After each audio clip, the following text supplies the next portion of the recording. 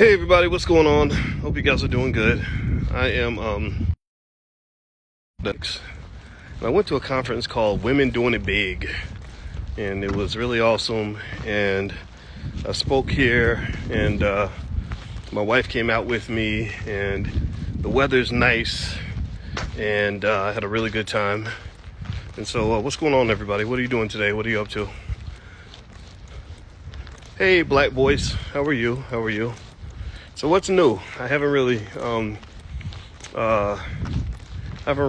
followed what people are talking about online the last maybe couple of days.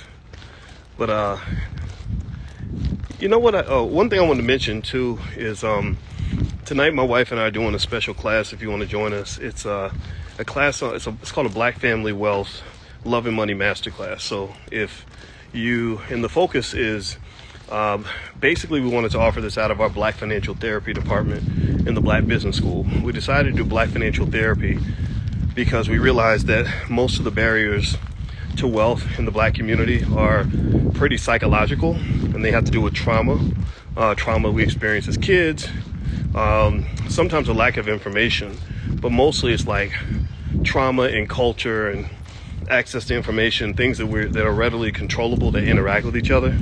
And we're really fascinated with what we're finding. So if you'd like to join us tonight, you can actually hit the link in the bio and take a look. So San Francisco beat on Tampa Bay 21-0. Oh, that makes me sad, because I do like Tampa Bay.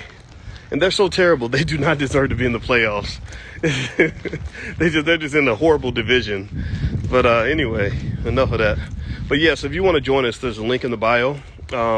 We also have a lot of free stuff if you want to grab some of that. But yeah, we decided we wanted to kind of do it at a different level. You know, I know that there's a lot of people that will talk about like how to start a business in this and how to make money doing that. And there's a lot of that stuff out there, and it's fine.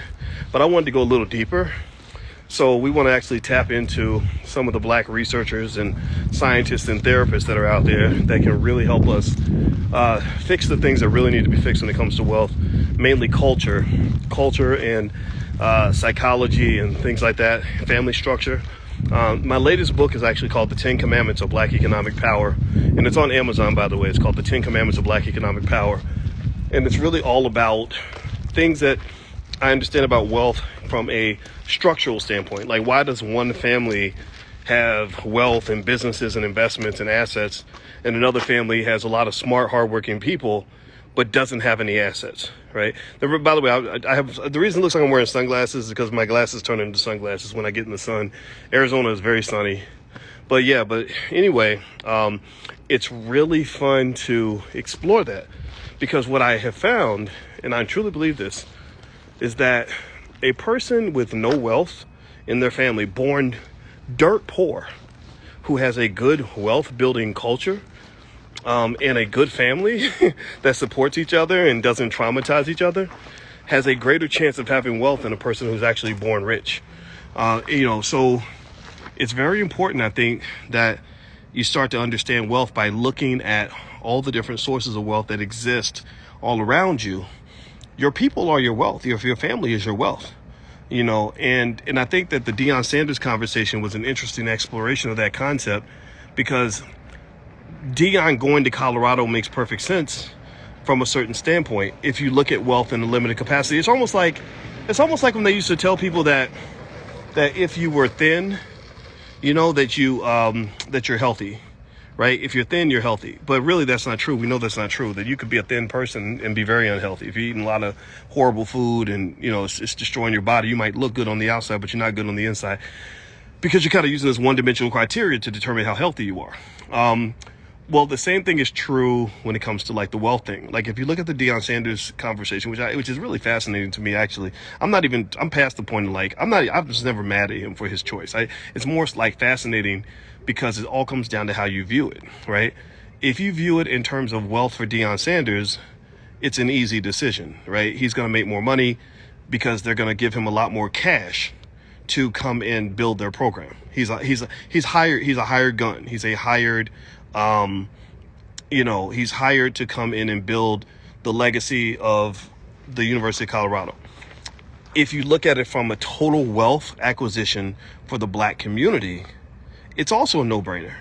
Because if Deion's at a place like Jackson State, he's building some wealth for himself. He can still make millions of dollars from Jackson State. He was already doing that. But he's also building probably $1 billion infrastructure for that institution.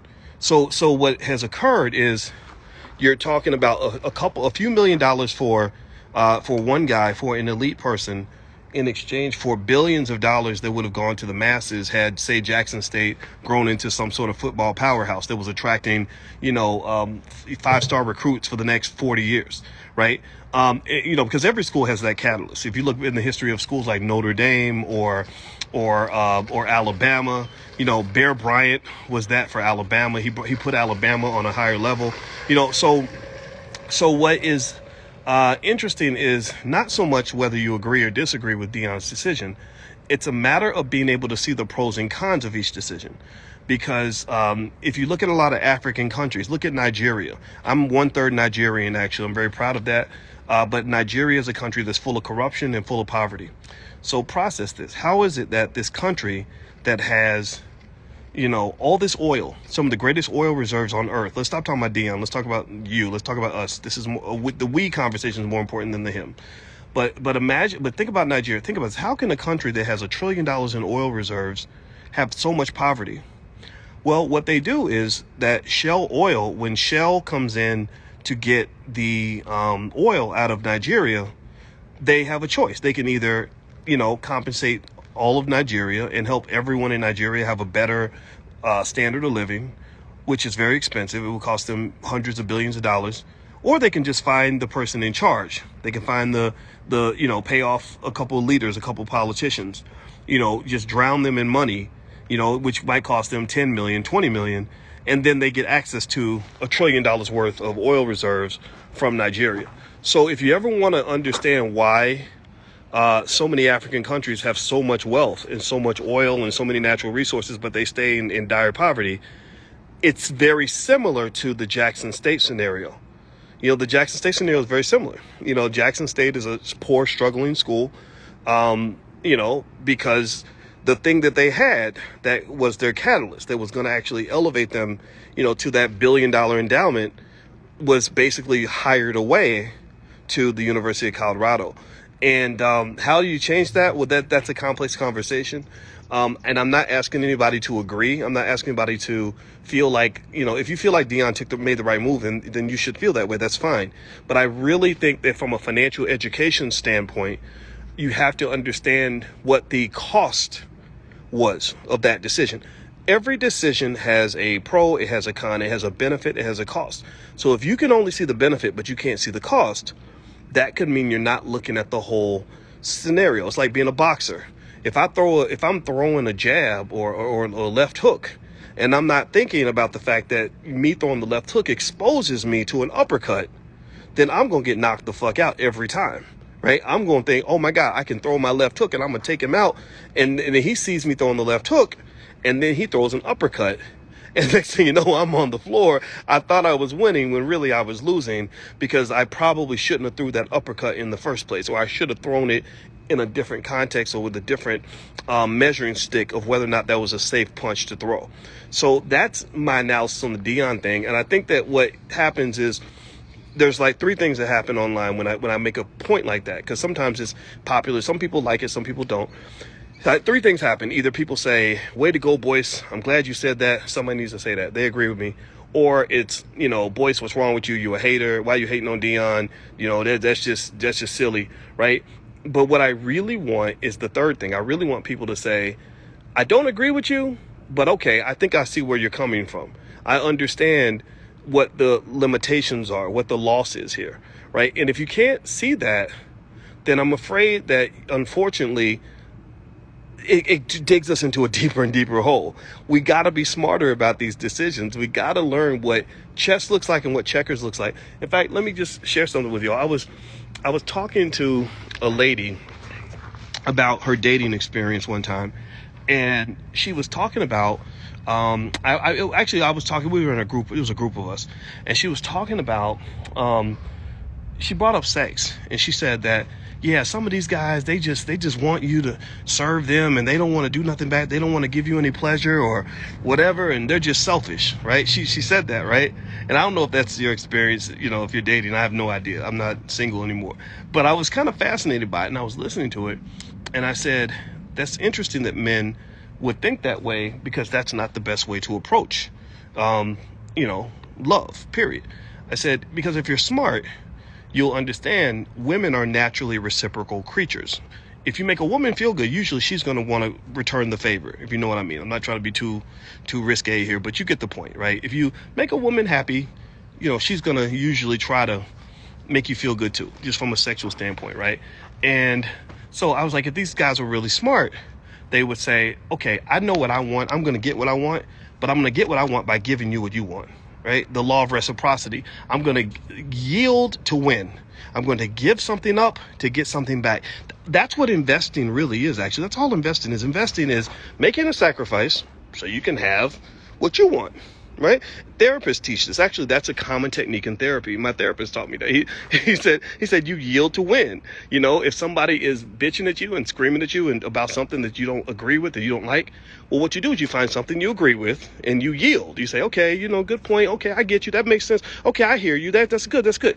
And then what happens is they open the door for you to come in and have the influence you would like to have. So you got to yield to win. You got to play chess. Chess is a multi-step process. Checkers means I'm going to take what I can get, and that's it. And that never works in anything. In networking, I can spot a checkers player in a second. A checkers player will come up and say, "Oh, that's Dr. Boyce Watkins. What can I get out of him? Dr. Boyce, can you do this? Can you do that?" And it's like, oh, Lord, another person asking me for money. Oh, God. But the smart person is like, "Hey, Dr. Boyce, I'd like to do this for you, this for you, this for you, this for you." And I know what they're doing. They're playing chess, but I respect it. I'm like, okay, I get it. Okay, so you're hooking me up. You're showing me value. You're showing me trust. You're showing support to me. And then that at some point I'm probably going to reciprocate that. I'm going to come back and do something good for you. So really, wealth is the same way. If you can't figure out where you're sacrificing, if you're always going for the instant gratification, then what you're doing is you're sacrificing the long-term benefit. Just like when I was in college, guys who did not want to study, they didn't want to do anything hard. They would sit around and drink all day, go to parties all weekend, and just kick it because they wanted to have fun. They wanted to be relaxed. They thought that I was too serious and they'd make fun of me or whatever.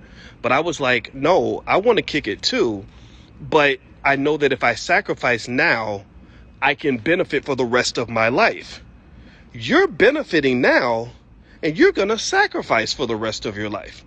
And I'll be damned if that isn't exactly what happened. These same guys that I knew in college who blew all their opportunities because they wanted to run around, chase women and kick it and drink and sit around and do nothing. They're 51 years old, struggling. They ain't got no damn money. Their lives are a mess. The kids hate them. They don't have any wealth to speak of. They hate their job, and they're in a really tough situation. I live a pretty good life. My life is good. I'm not pretending. I'm really a happy person. I'm not just pretending to be happy. This is not Instagram faking it. This is me really in a luxury villa like in Arizona chilling, right? And this all resulted from hard work and sacrifices I made when I was 21, 22, 23 years old. You understand? So if you want to understand investing, all you got to do is think about what it takes to be a great athlete. A great athlete sacrifices 90% of the time, and then they have that other part of their life where they're benefiting and getting the rewards that come with being a champion or whatever. That's all it is. It's the same thing. You yield to win. You give up something today so you can have more later on. If you do that, it's almost always going to work in almost every situation. That's my 2 cents. That's my thought for today. I'm going to go on in here and lay down with my wife. But I just wanted to say hi to everybody. I hope you guys are having a good day. And by the way, the name of my new book, if you want to take a look, it's called The 10 Commandments of Black Economic Power. It's actually available on Amazon. Tonight, my wife and I are doing a Black financial therapy session. We have a great Black family wealth, love and money masterclass, which is basically blending money and relationships. So if you'd like to join us for tonight, just hit the link in the bio. There's a lot of stuff in there. Just hit the link in the bio. You can check it out. All right, guys, have a good day. I'll see you later. Take care now. Bye-bye.